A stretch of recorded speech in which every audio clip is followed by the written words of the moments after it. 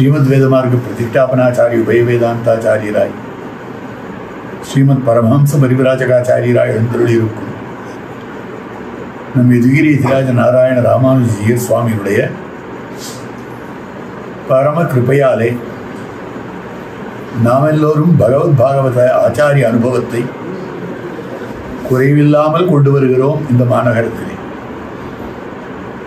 சுவாமியினுடைய ஒரு வைபவம் அப்பிரதிமமானது. ஒவ்வொருவரும் மடத்தில் வந்து சுவாமியை சேவிக்க வேண்டும் அப்படின்னு இத்தனை வருஷமாக சாதுர்மாச சங்கல்பத்தும் போது ஒரு கிரமம் அமைந்திருந்தது.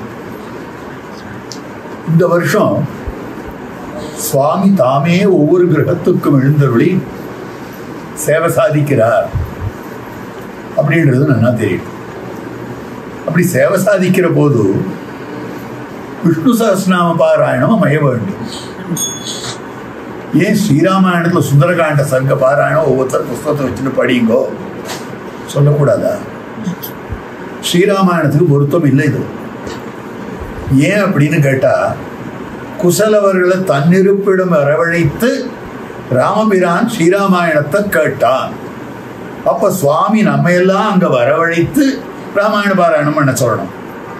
ஆனா விஷ்ணு சஹஸ்ரநாமத்துக்கு பீஷ்மர் இருந்த இடத்துக்கு கண்ணன் தர்மபுத்திராதிகளோட தான் போய் அந்த அற்புதமான விஷ்ணு சஹஸ்ரநாமத்தை திருச்செவி சாத்தி அருளினான். அதனால வந்து வந்து கேட்கறது விஷ்ணு சஹஸ்ரநாமம், போய் போய் பாடுறது அது அமைந்திருக்கக்கூடியது ஸ்ரீராமாயணம். அப்ப ஸ்ரீராமாயணத்தை விட விஷ்ணு சஹஸ்ரநாமத்துக்கு ஏத்தம் அதிகம் என்று காட்டப்பட்டு இருக்கிறது, என்ன அனுபவத்திலே அமைந்திருக்கிறது. இந்த விஷ்ணு சஹஸ்ரநாமத்துக்கு பராசர பட்டர் அற்புதமான பாஷ்யம் அனுகிரகித்தருளி இருக்கிறார். பகவத் குண தர்ப்பணம், நன்னா சொல்லணும், ஜாகிரதையா. பகவத் குண தர்ப்பணம் சொல்லக்கூடாது, அது பகவத் குண தர்ப்பணம். எம்பெருமானுடைய திருக்கல்யாண குணங்களை கண்ணாடி போலே காட்டக்கூடியதாக அமைந்திருக்கிறது. அதுல இந்த விஷ்ணு சஹஸ்ரநாமத்துக்கு 6 வைபவங்களை காட்டுகிறார். மகாபாரத சாரத்வாத்து, மகாபாரதமே சாரமாக அமைந்திருக்கிறது. தர்மேச்ச அர்த்தேச்ச காமேச்ச மோக்கேச்ச பரதர்ஷபா எதிஹாஸ்தி ததன்யத்ர என்னேஹாஸ்தி ந தத்வசித். தர்மார்த்த காம மோட்சங்களுக்குள்ளே இதுக்குள்ள இருக்கிறது தான் வெளியில இருக்கும், இதுல இல்லாதது வெளியில எந்த சாஸ்திரத்திலையும் கிடைக்காது என்று மகாபாரதம் சொல்லப்படுகிறது. அந்த மகாபாரதத்தினுடைய எசன்ஸ் இந்த விஷ்ணு சஹஸ்ரநாமம் மகாபாரத சாரத்வாத்து. அதுக்கு மேல இது ஏதோ யாரோ தம் வாய் வந்தபடி சொன்னா இல்ல, ரிஷிகள் எல்லாம் சொல்லி இருக்கிறார்கள். ஆக ரிஷிகள் அற்புதமாக எடுத்து காட்டி கொடுத்திருக்கக்கூடிய விஷயம் மகாபாரத சாரத்வாத்து ரிஷிபிட் பரிகானதா. அந்த ரிஷிகளாலே உபனிஷத்துக்களிலிருந்து எடுத்து பாடப்பட்டிருக்கக்கூடிய பற்பல திருநாமங்கள், கோட்டி கோட்டி திருநாமங்கள், அவற்றுக்குள்ளே ஒரு 1000 திருநாமங்களை வேதவியாசாச்சாரியர், ஆக வியாசாச்சாரியர்னா சாட்சாத் பகவத் ஸ்வரூபம் சொல்லப்படுகிறார். வித்தி நாராயணம் பிரபும் கோஹ்யன்யோபுயு மைத்ரேய மகாபாரத கிருத்பவேத் கிருஷ்ணத்வைபாயனம் வியாசம். கிருஷ்ணத்வைபாயனரான வியாசரை சாட்சான் நாராயணனாக தெரிந்து கொள், என் பிள்ளைன்னு நினைச்சுக்காதேன்னு பராசரரே சொல்றார். அப்ப நாராயணனே தெரிவித்து தொகுத்திருக்கக்கூடியது வேதாச்சாரிய சமாஹாராது.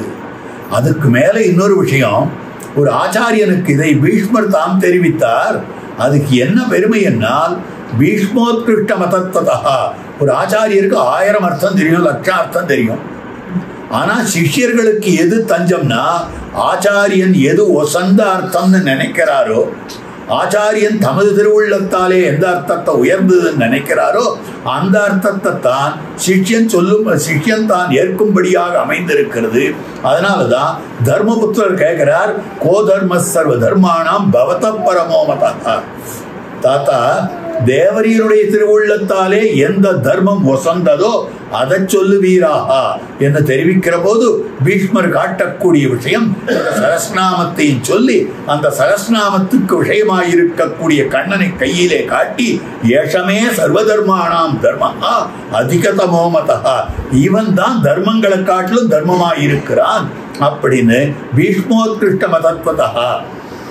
பரிகிரகாதிசீதா, பல பேரும் ஏற்றுக்கொண்டிருக்கிறார்கள். வைத்திய சாஸ்திரம் இதை சொல்றது, ஜோதிஷ சாஸ்திரம் இதை சொல்றது, மந்திர சாஸ்திரம் இதை சொல்றது. எது வேணும்னாலும் முதல்ல சகஸ்ரநாம பாராயணம் பண்ணுங்க. பிரசூதிகாகிரகத்தை வர்ணிக்கக்கூடிய ஒரு காவியத்துல அதுக்கு வெளியில சகஸ்ரநாம பாராயணம் பண்ணிட்டு இருக்கான்னு பிரமாணம் இருக்கு. அப்ப பார்க்கிற போது இந்த சகஸ்ரநாமம் எல்லா சாஸ்திரங்களாலும் ஏற்கப்பட்டிருக்கக்கூடியது.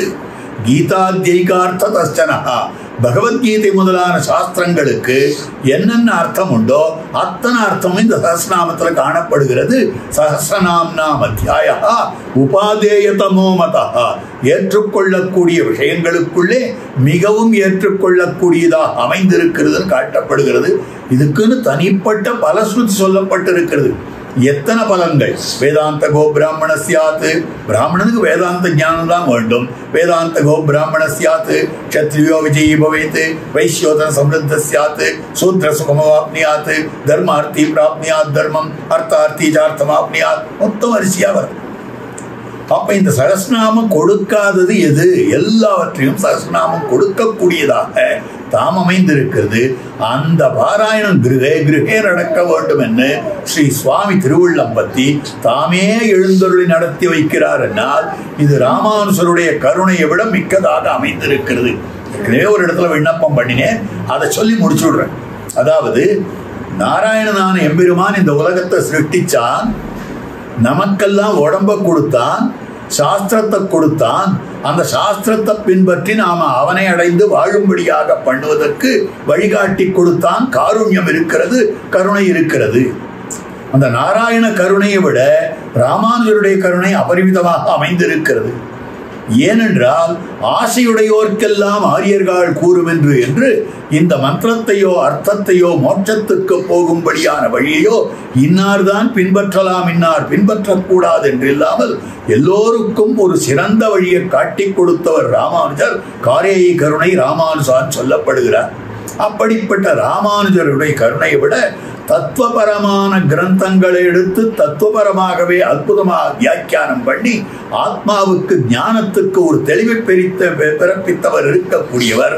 அவர்தான் பெரிய ஜீயர்னு சொல்லப்படுபவரான மணவாள மாமுனிகள். ஆக நாராயண கருணை, அதோட வசந்தது ராமானுஜ கருணை, ராமானுஜ கருணையுடைய வசந்தது மணவாள மாமனியுடைய ஜீயருடைய கருணை, அதோட உயர்ந்தது ஜீயர் சுவாமியினுடைய கருணை. நாராயண ராமானுஜ ஜீயர் சுவாமி பேரை பாருங்க.